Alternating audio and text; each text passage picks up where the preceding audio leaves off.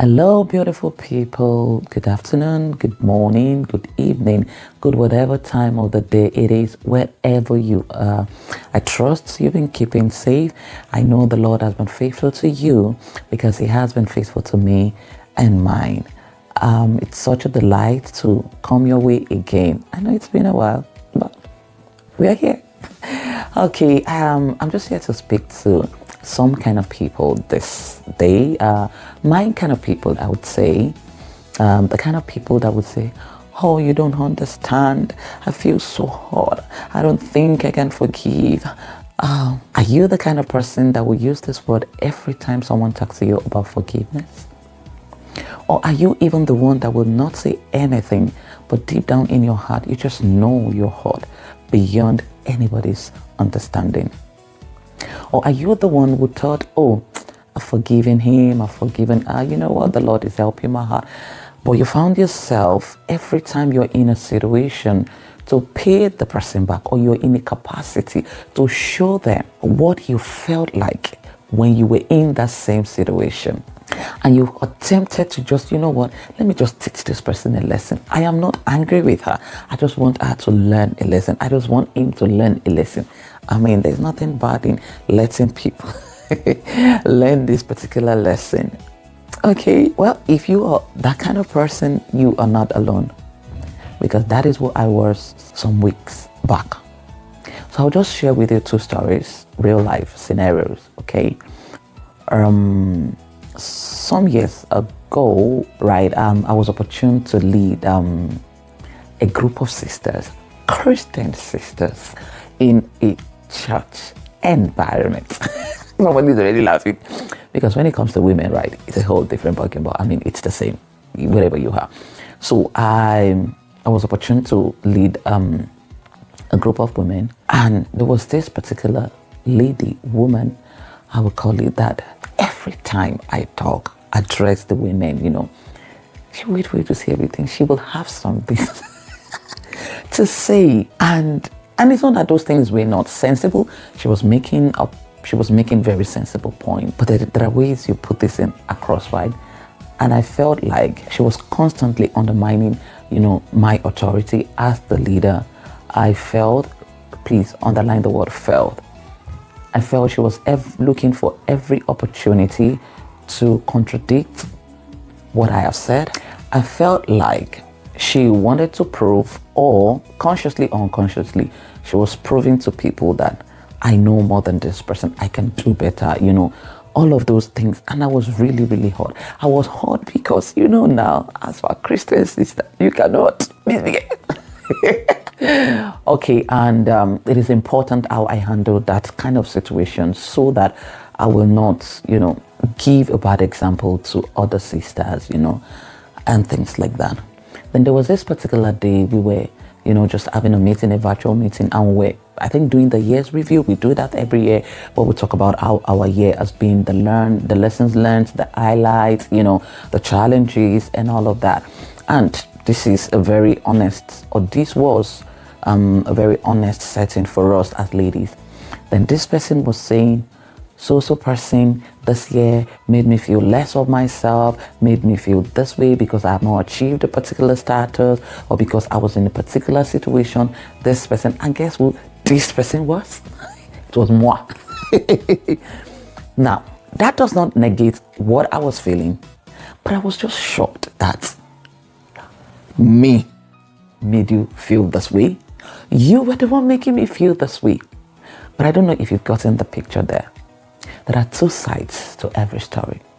While you feel so hurt by what the person has done, could it be that your action or inaction also made that person, while that will not justify what the person has done, but I'm just saying that if you realize that this person could also have been feeling this way, maybe that would also help you give the person grace, and it will help you approach the situation in a better way. You know that thing that they say, it takes two to tangle, right? So I was taken aback, because here was I feeling hot, telling every time, sometimes I even cry because I just feel like I can't do what I really want to do to this person. Because the love of Christ, remember, constrains us. I report to authorities, but you're supposed to, act in a particular way as a Christian. And I felt like confronting this person will only escalate the issue. But the truth of the matter is, this person also was or had a feeling, had a perception of my attitude towards her. It could be as a result of my attitude towards her, consciously or unconsciously, that made her act that way. Or it could be her attitude towards me, consciously or unconsciously, made me react in a way that I didn't even know. So as much as I felt like she had hurt me, I'd also hurt her. At that point, I realized that keeping the hurt in my heart was me being selfish, because it takes two to tango. Don't worry, we're in a better place now. Okay. Now, the second story, and this is for those of us or those people that feel like, oh, your parents, they did, or someone in a place of authority, they did something to you, and because of how close or how highly, how you have placed them in a high esteem, you're finding it difficult, to forgive them, because you feel like, no, it shouldn't be you. It shouldn't be him. It shouldn't be her. Okay. Do you realize that they also, as parent, as your leader, as your pastor, as whatever it is, that does not justify their action. Remember, our focus is not on them. Our focus is on us. How we can heal, how we are able to forgive better, and seeing things from other people's lenses will help us in our forgiveness journey. Okay? Remember, they have their struggles. Some of us felt our parents should have done some things in a particular way. Being a parent myself now, I realized that there are struggles you go through as a parent that your children are probably, of course, not even probably, will be oblivious about. And you react. And they don't even know why you're reacting that way.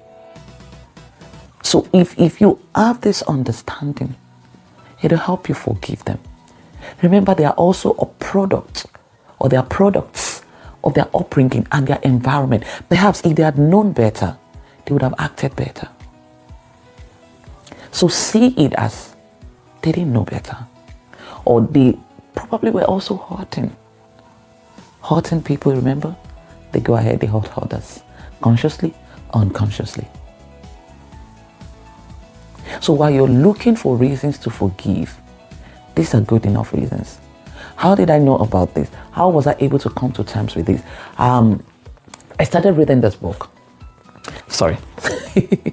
I know I've read a version of this book. It's titled The Power of a Praying Woman by Stormy Omerton. I've read a version of the book, a smaller version, different copy, some times ago, But I picked up this one over 2 years ago, right? And I got to a point I was stuck. Because I know I won't be able to move further until I deal with that particular thing. I think it was at the point where it was talking about forgiveness. Of course, it's telling you as a woman how to pray, and pray honestly to God, because you're not, forget the makeup, forget the mask, forget the strong and the bold face you show to people out there. God knows everything you are going through. You can't hide it from him. He's the one that can help your heart. So I was reading the book 2 years ago, and I got stuck in that particular place because I knew deep down that I had not crossed this river, and I needed to. So I put the book down for almost 2 years, trusting God to mend my heart, trusting God to forgive. Is it going to be a one-day journey? No. Forgiveness is not a one-day thing. It is gradual. God will keep taking out layers upon layers till your heart is completely rid of those guilt, of those pain, of those hurt, of whatever it is that you have there. If you can lay your hands on this book, I know it's for women. I don't know if you can read it as a man. It will also help you. And I don't know, because I know the husband also wrote some book for men. I've not found a copy of, I think there is, The Power of a Praying Man. I don't know if it's like this one. But if you are in that situation, of course, the book is not particularly, it's not rather only talking about forgiveness. There's so many other things that I was talking about. Those petty things that you keep in your heart, especially as a woman, what they call autoimmune disease, what they call disease as a result of your emotions, because we just pile things up.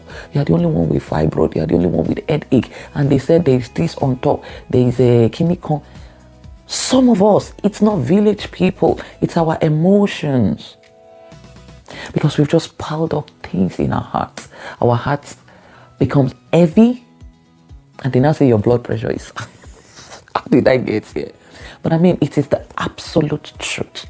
As much as I'm trying to make it feel, lighter, but it is the truth.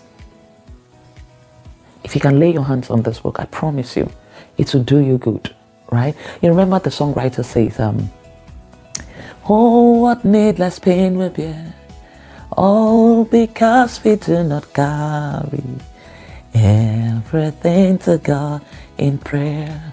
It is needless. It is worthless for you to carry those pain. Take it to God. You don't know how to take it to God. You don't know where to start from. Pick up this book. Start from reading the book. I believe it will point you in the right direction. I believe it will take you on that journey of forgiveness, amongst other things. And I pray that as you do this, the Lord Almighty will minister to you. He will help your heart. And I just want to agree with you wherever you are. If you're struggling to forgive, I know sometimes the pain can be unbearable. Sometimes it wakes you up in the middle of the night and you wet your pillows. You cry over it because deep down you felt so hot, or you're feeling so hot about it. You know what the Bible says? The heart of kings are in the hands of the Lord. He turneth it wherever He so wishes to do. I pray today that the Lord will hold your heart. He will mend your heart. He will heal your heart. He will restore your heart. In the name of Jesus, I pray that the peace of the Lord, that passeth every reasonable understanding, that the Lord will put it in your heart. In the name of Jesus, I pray that the Lord will hold your hand as you go through this journey. In the name of Jesus. Till I come your way again, whatever you do, make sure you're reading a book. Of course, if a book is too much, just pick a chapter. If you feel the chapter is too much, perhaps a paragraph, maybe a sentence, or just a word. Pick a word and run with it. Remain beautifully blessed. Bye.